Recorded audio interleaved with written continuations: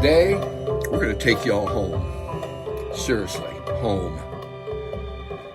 When you think about it, it's so much bigger than I would have thought when I started my study this week. I mean, it's full of all these take it for granted stuff.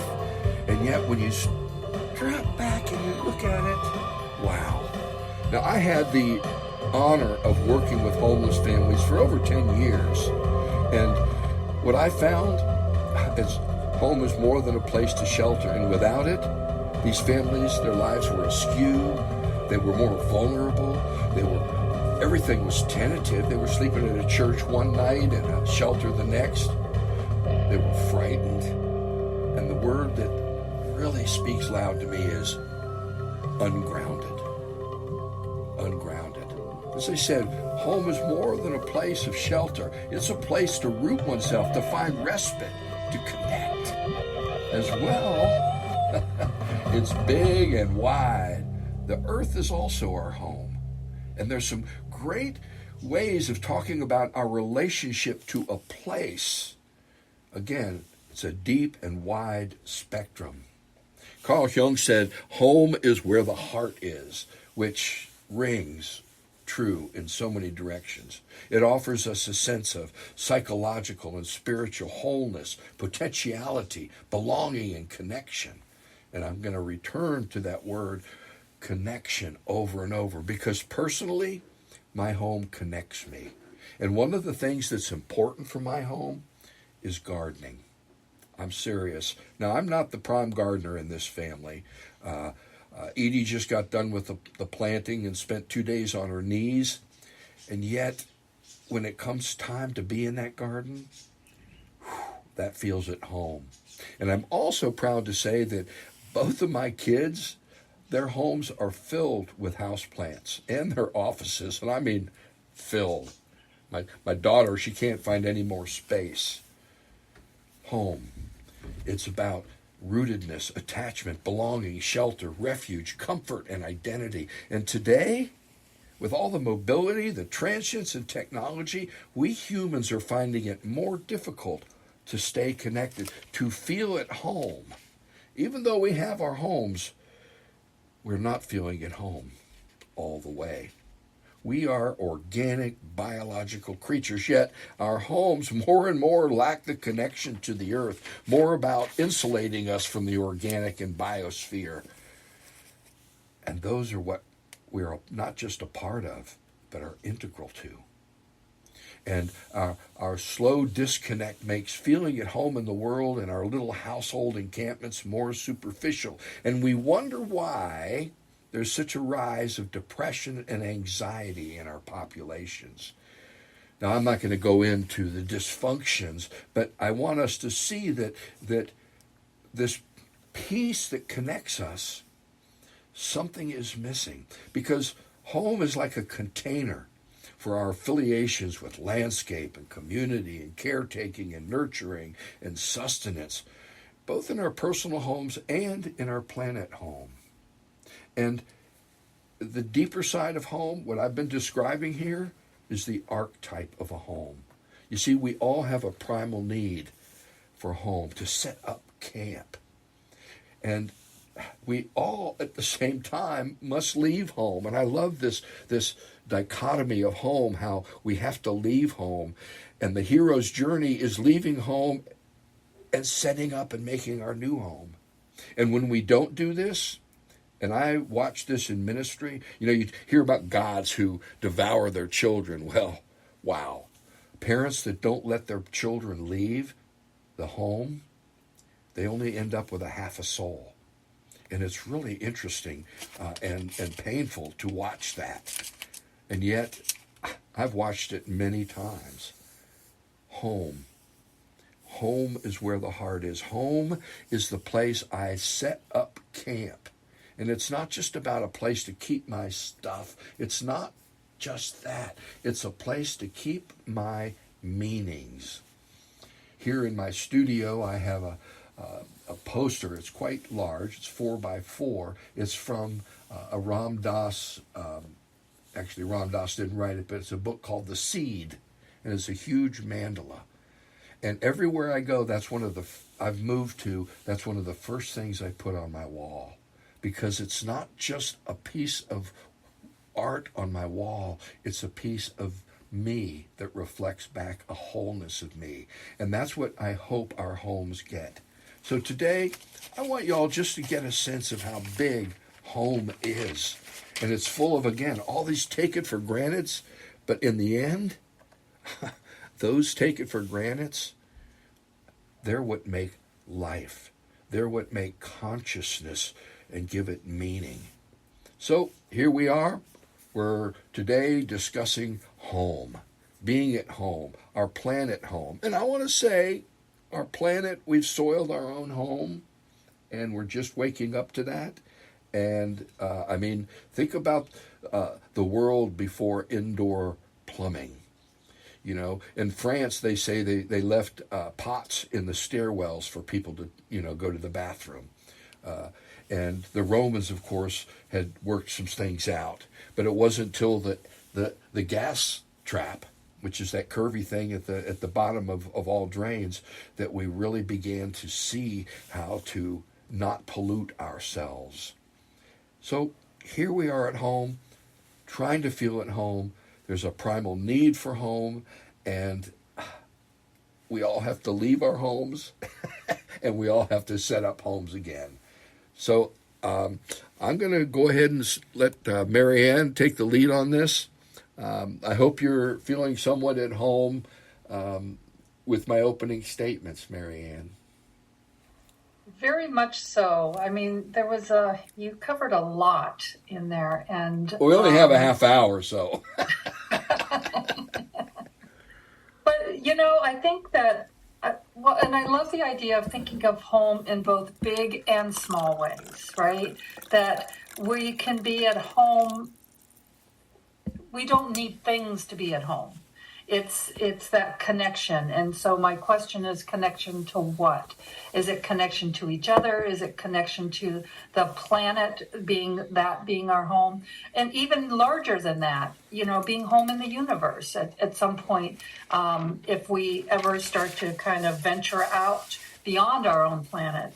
But I think the idea of our identity being kind of wrapped up in what we call our home was a very important thing that you brought up. And then on the spiritual side of it, is this our home? Do we have another home somewhere else? And you mentioned Ram Dass, and his quote came to mind that we're all just walking each other home. Well, what is he referring to there? And is there another home that we are all connected to? We have our own individual homes in this world. We stake out our space, right? We stake out where we can recharge, where we can find respite, where we can energize ourselves to be able to go out into the world.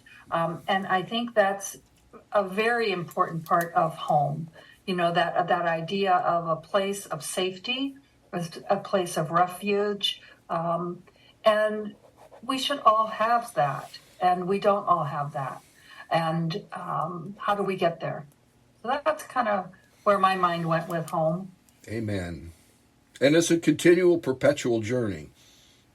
Yep. Bob, what say you? Well, I particularly resonated with your reference to Carl Jung. He saw the home and the house as a metaphor for ourselves, as a metaphor for our journey into our own unconscious. Yeah. And he referred to many different dreams of people he had interviewed and patients he'd had. And you could actually see the different levels of the building in one's dream. As you move down into the lower levels, you are actually moving down into the depths of your own unconscious. So when you're in the basement in your dream, you're really down deep in your unconscious. And that's a place where we can do a lot of work and where we can get a lot of insights into what really connects our individual self to the larger collective consciousness that we all share. So I think that's a very important thing. And I also resonated with the idea of how you claim a space and make it your home.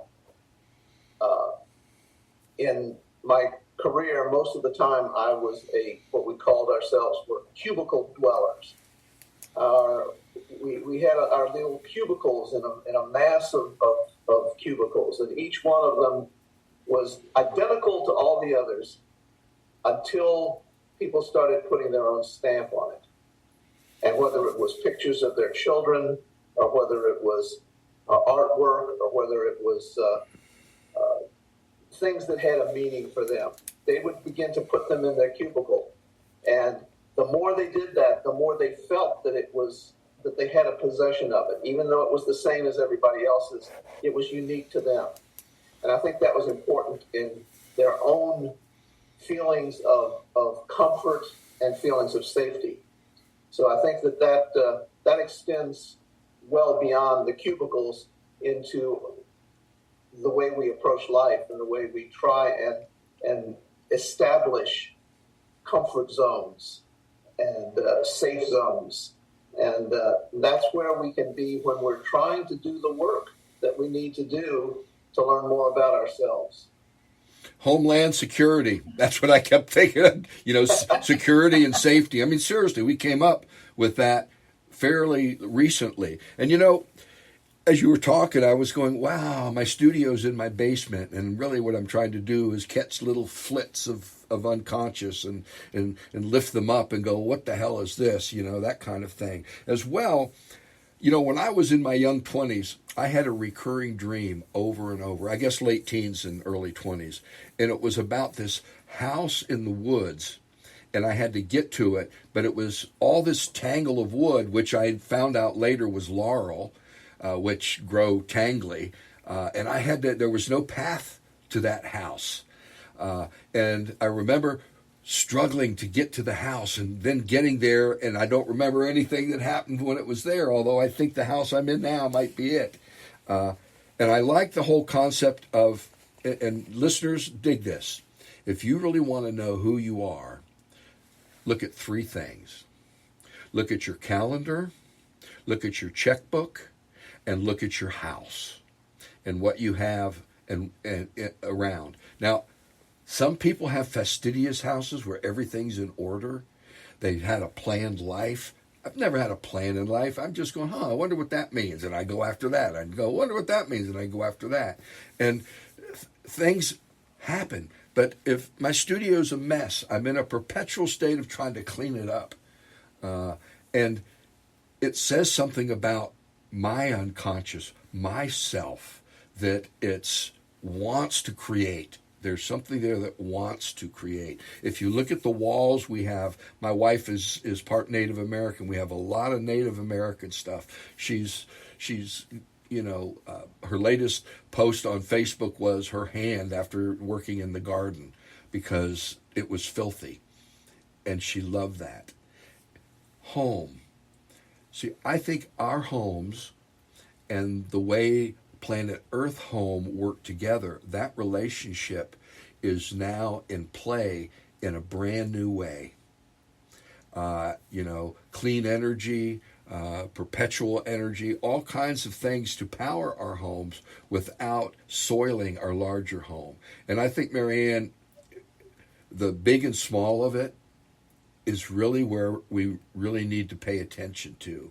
We also need to look at the underlying feelings and archetype of home in context of homelessness, and to begin to see homelessness in a context that's wider and deeper than just getting someone a house or an apartment or a place to live, and to see these deeper aspects. And that's what I got to see with working with homeless families and writing songs, is they began writing songs about these aspects that we talked about earlier, feeling askew, vulnerable, tentative, frightened, ungrounded. And I think that home it offers a permanence even though that is itself a bit of a delusion or illusion. It's impermanent, right? Yeah. Yeah. So I really like to see us address this. How do we get folks to see their homes as who they are? Does that make sense?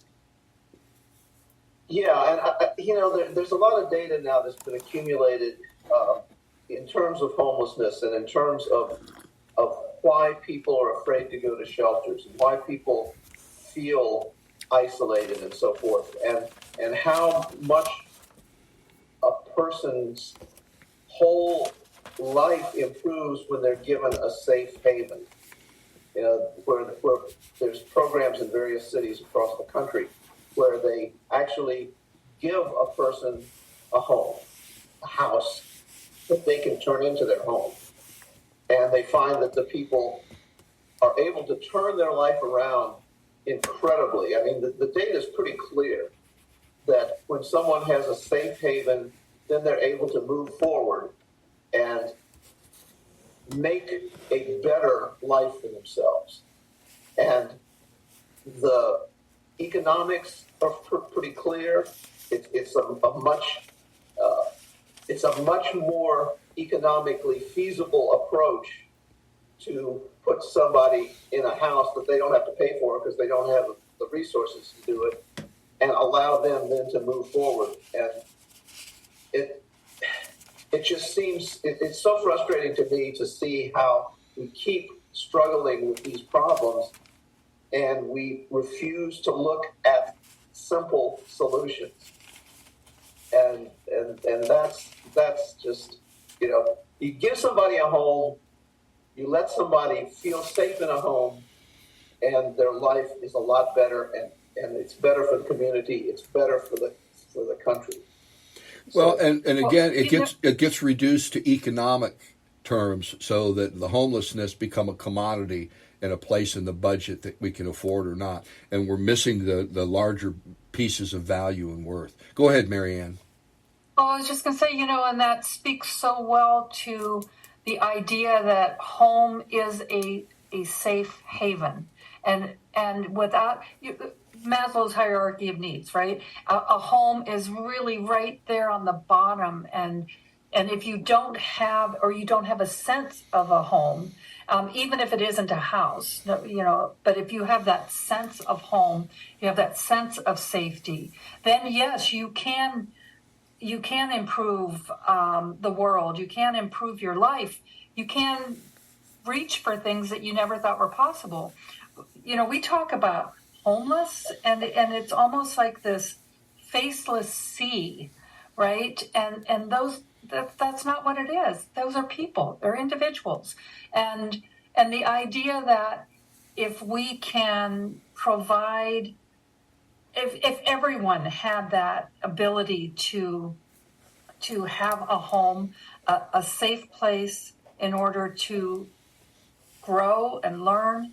Red Hawk, you talked about this perpetual struggle to get to that house, to get home. And if we're all in this perpetual struggle to find a home, then where does that end? And how do we know when we've arrived? If you look around where you live, you look around your house, and if that reflects what's going on with you, that's kind of scary for me, because I look around and I go, oh, yikes. I'm in the middle of some disasters in my house, but, and it's, I don't know. I just think that there is a place, and Bob, you talked about this beautifully, about it's more of this inner journey. It's this inward place that's where we find home. And if we can find it there, then we can bring it to the outside world. And I think I'm babbling a little bit, but home is a place of invoking and evoking one's true self. Right. I think it's a place where, I think about, in the Bible, Jesus always he had places he felt at home with. In the mountains, at the Sea of Galilee, this respite. He found He needed to drop back. And home is a place we drop back in. We can, we've talked about re-energizing and things like that. And I think that that's very good. Now, Marianne, you brought something up called householding. Marianne, Bob, and I are both going through some water damage stuff to our homes. We got the perfect trifecta. Householding is an aspect of tending to the self. And I'm not a very good householder. Well, and there's a bit of chaos involved with that, right? There is. But I think the whole concept of a home and to see our homes as a, what do you call it? A small version of a bigger home. What we've been doing to our larger home and soiling our own nest, if you will. We're just waking up that we're soiling our nest. Think about that. We're just waking up to that.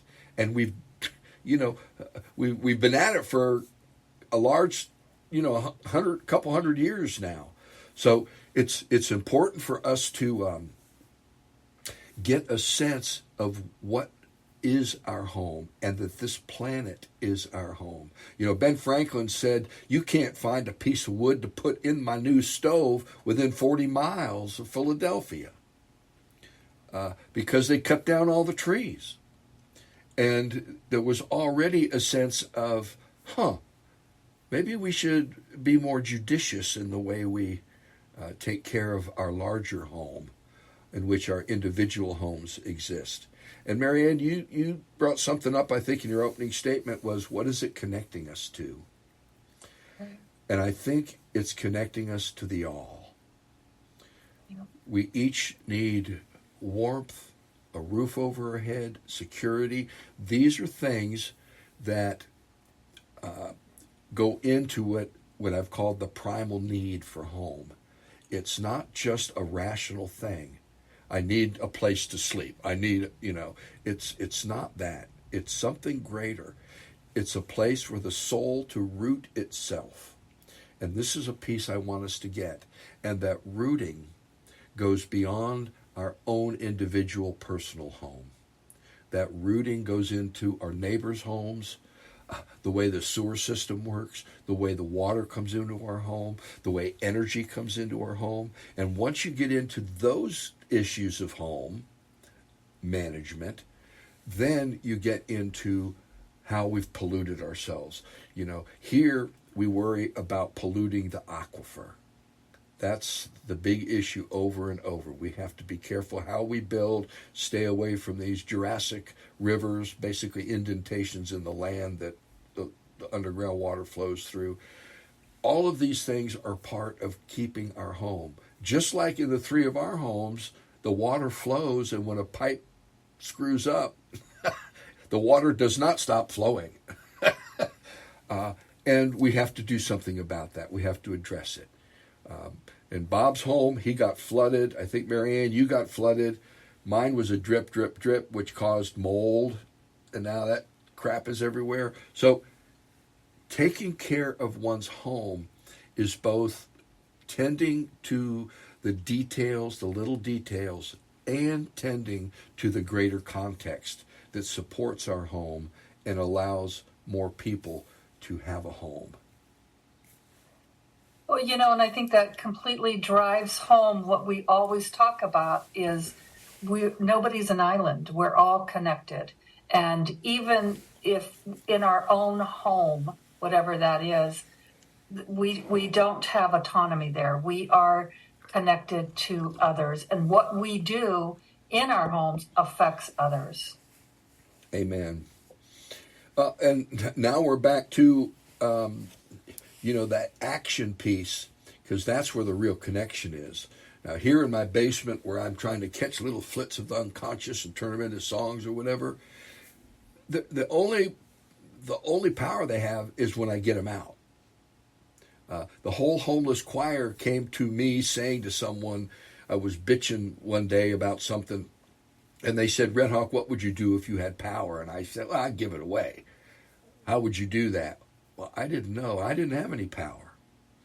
I know when I played at bars, people would listen. I went, huh, maybe that's it. And that's where the voiceless choir came from. It's how do you get it out? How do you take this stuff and move it out into the world so that the relationships can be more at home? And I think when spiritual teachings talk about living in accord with nature, that's what it's about. When society is moving in accord with nature, not using her up, but working with nature, then we will finally have a sense of a secure home. Now, having said that, I can't believe we're at the end of our time. Bob, final comments? Well, I want to just real quick go back to your mention in your intro of the hero's journey, how the hero has to leave home in order to go on his or her quest and then bring back whatever treasure is found and bring it back home. But in order to do that, the home has to be secure so there is a place to bring the treasure back to. And that's where, as we go broader and broader and broader in our definition of home to the whole planet, if we're going to explore space, for example, we're going to discover a lot of things out there, and we can bring them back home if we're good enough stewards to have a safe and secure place to bring them back to. So again, it gets back to the whole idea that a home is so essential to our being, to our identification as human beings, that we really have to focus on what is it that makes us safe and secure, and how can we extend that to more people. And that gets to the whole planet. So, amen. I kept flashing to the Beatles' Get Back to Where You Once Belong when you were talking. Mary Ann, final comments? Yeah, I think the archetype of home, the whole idea of home is it's a place where we can develop, where we can grow. It's a place where we start to learn about ourselves, and we learn about others, and we learn about what it is that we're here to do. And there's another piece of this that just keeps hitting my brain, and it's being at home with your feelings as well, and having these feelings of home, and how those you can be at home anywhere if you can capture that feeling of home. So, amen. And I think that's part of the whole thing, and in what you both touched on is the nurturing aspect. We are nurtured. I was nurtured to ask questions. Now, my dad didn't like some of the questions he nurtured me to ask, but that was something that was part of our home, is to have questions and to look for a response or an answer. And I think that that's been really important for me. And I think back of my early home and what it was and how I was brought up. And then I think about my home now and the journey between that home and here. And the time thing is amazing. I mean, Mary Ann, you said, feeling at home in the universe. Yeah, amen. How do you do that when you're, half your friends will be dead within the next 5 years, that are the same age as that I am. And that's what lifespan is about. That means at that certain age, my lifespan is still 84. That means by the time I'm 84, half the people that were born the same year as I was born will be dead. Now, aging is an interesting thing in an infinite universe. We come in and out of it so fast, and it doesn't seem fast at the time. When you get older, it seems faster. But I want us to see that aging is a place where there's little time to waste, at least in my way of thinking about it. It's time to look at who I am and what I am, and what are the fruits of that, and how do I allow those to be and put them into the world. And that's not everybody's dharma. But that's what aging is to me. And I'll be honest, life is very short-lived, man. It happens really fast. My friends, blessings. And in all things, may you connect to the oneness that is your deepest heart.